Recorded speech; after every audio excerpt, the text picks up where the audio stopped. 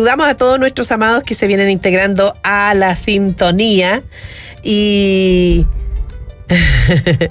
saludar también en este momento a nuestro pastor Gary, que ya está con nosotros como cada día lunes, así es que les saludamos, pastor, muy bienvenido. Muchas gracias, hermana María Soledad. Muy buenos días a la hermandad, por favor. Ahí, por ese. Ahí. A toda la hermandad, a los que están en la sintonía, saludamos en esta hora en el nombre del Señor. Amén, pues. Pastor amén. Bori también, un saludo a la distancia, un abrazo afectuoso. Amén. En esta hora que sea fortalecido él, su familia. Así es, y todos los que están en la sintonía y quienes se han integrado a esta hora de la mañana, les saludamos también. Amén, pues. ¿Y? Bueno, damos gracias al Señor una vez más por este tiempo, tiempo de... Comenzamos la semana, un inicio de semana, que la palabra del Señor sea la que nos guíe, la que marque nuestra vida, nuestra conducta todos estos días. Creemos que estamos bajo el Señor, bajo su palabra. Las palabras del Señor dice que son espíritu y son vida. Hemos así dicho, es. El oír la palabra, el hablar la palabra, debe provocar algún efecto, ¿no? Realmente en nuestro ser. No son palabras porque sí nomás. Así que para este comienzo de día, de semana, sea su palabra la que gobierne nuestros pensamientos. Amén. Nosotros hemos estado compartiendo, usted ya lo anunció, parece, Mateo capítulo 28. Sí. Hemos hablado harto de este pasaje, justamente partiendo, recuerdo, desde la Navidad. Esta palabra, ¿cierto? Que yo estoy con vosotros todos los días hasta el fin del mundo. No debemos tener ninguna duda. Las palabras del Señor son palabras del Señor. Estaré con vosotros. Estoy con vosotros todos los días hasta el fin del mundo. Hablamos nosotros de Emmanuel, ¿se acuerdan? Dios con nosotros. Claro, Dios con nosotros. La verdad es que hay una instancia en que esta palabra se cumple. Emmanuel, este nombre que se le dio proféticamente, se cumple, pero cuando conforme al nombre, ¿cierto? Cuando estamos nosotros. O sea, el Señor estará con vosotros cuando estemos juntos, cuando se manifieste, ¿cierto? Entonces se cumple esta palabra de que el Señor no nos dejará. Son palabras finales del Señor. Yo creo que justamente el capítulo 28 habla de la resurrección y hay un encuentro, ¿cierto?, en el versículo 9 con las mujeres, ¿cierto? Sí. No temáis, y decirle, aparte de ese relato, aparte de esas palabras del Señor, el Evangelio según San Mateo registra más bien el final, los últimos 3 versículos del Señor diciéndole a los discípulos. Y les dice, se acercó, cuando le vieron, el 17 le adoraron, pero algunos dudaban. El Señor se acercó y les habló diciendo. Entonces estas son palabras del Señor como no sé, como palabras muy gruesas, ¿cierto? De mucho contenido. No son palabras como de una despedida, no nada más, como una palabra final, un chao, que cuídense.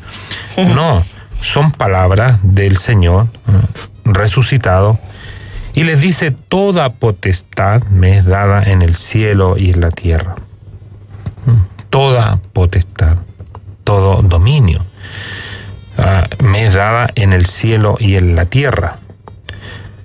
No son palabras sencillas, no son palabras simples, sino que son palabras de autoridad, son palabras de rey, de quien está en el gobierno, quien gobierna.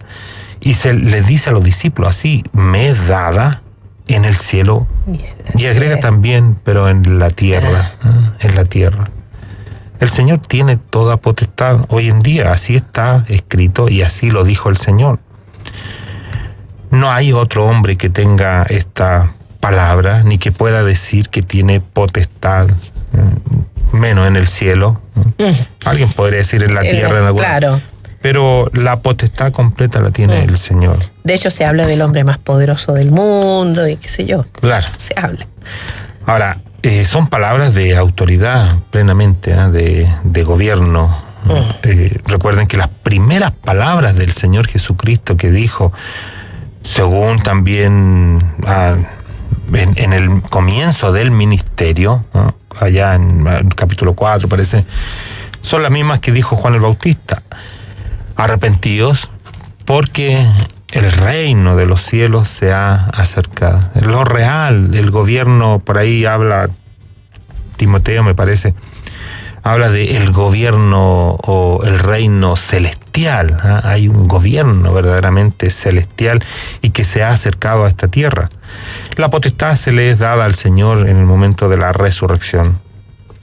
Ahora, ¿qué nos toca a nosotros, cierto, como obedeciendo esta palabra? Por tanto, id y haced discípulos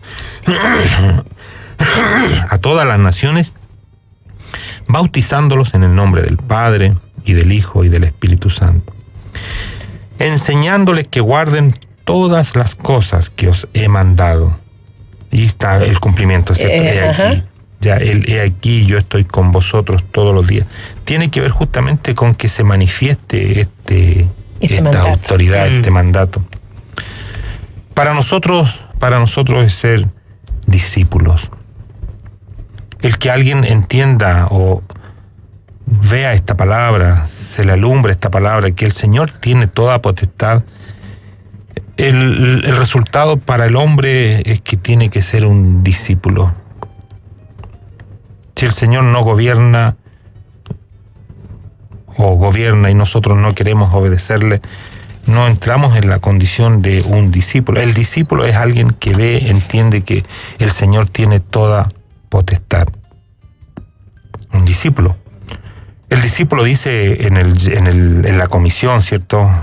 Distinta, decíamos, a la comisión o al final que tiene el Evangelio según San Juan, ¿cierto? Que habla Juan acerca del Hijo, de la vida, y termina Juan diciendo apacienta a Pedro, ¿cierto? Sí, pues, apacienta mis me amas, me amas. Acá no es una voz, un mandato real, un mandato de rey. Por tanto, id es un mandato, haced discípulos, personas que reconozcan esta potestad. ¿Cómo se hacen discípulos? Los discípulos es una persona que obedece al mandato del Señor, bautizándose en el nombre del Padre y del Hijo y del Espíritu Santo, y tiene que ser enseñado que guarde todas las cosas que el Rey mandó, que el Señor mandó, como estatutos, como mandato para un pueblo, una nación. Recuerden que somos conciudadanos de los santos, como una nación, un pueblo de Dios. Pedro dice, como es en nuestra identidad, un pueblo de Dios, un pueblo celoso, pero un pueblo que está bajo una soberanía celestial. No somos pueblos nominales nomás, así como que alcanzamos una nominación de pueblo de Dios, de hijo de Dios. No, verdaderamente hay una soberanía de parte de Dios en esta tierra, y que se manifiesta justamente en sus discípulos, como discípulos.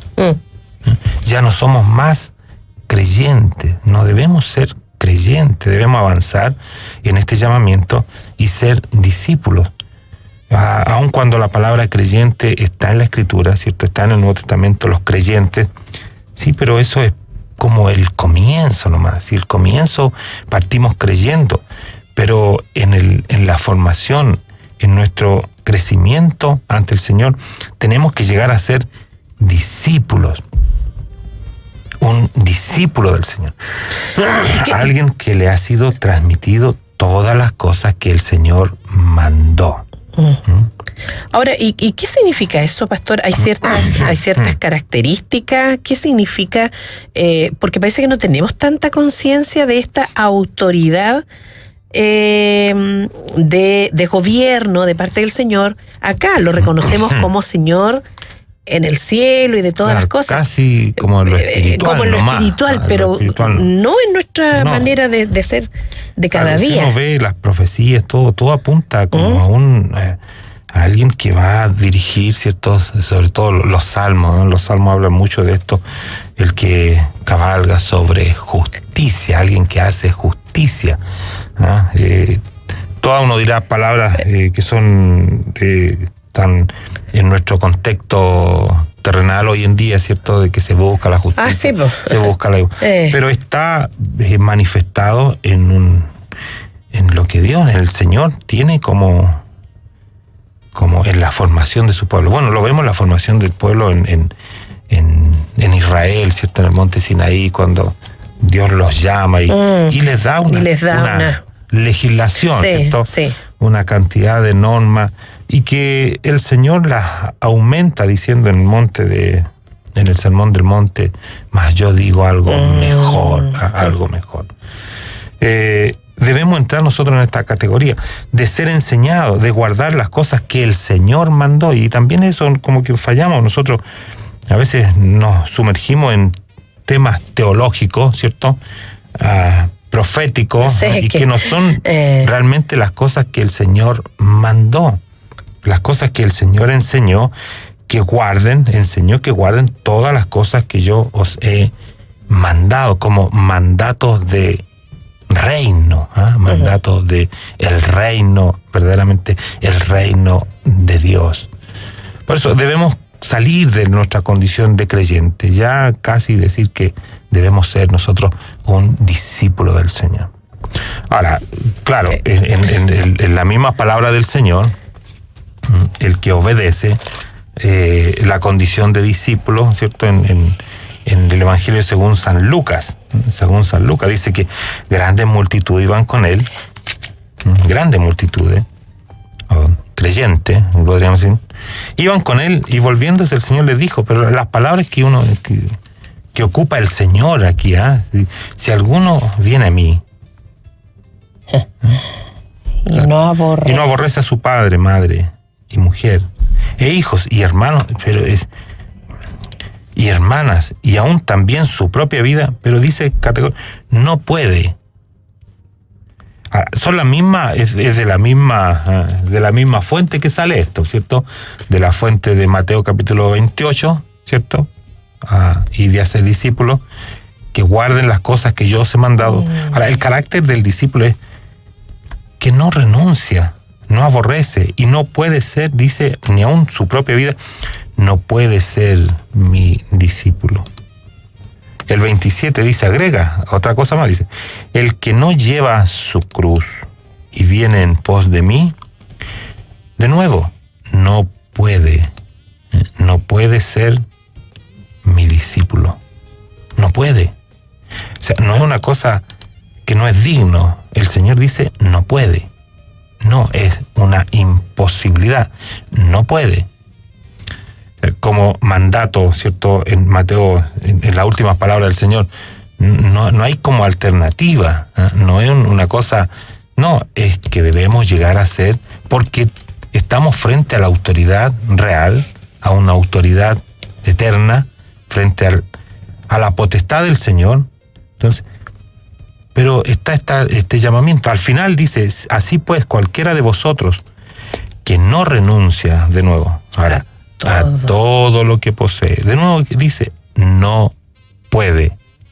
Es una imposibilidad llegar a ser un discípulo del Señor. O sea, en el llamamiento no es el comienzo, el inicio.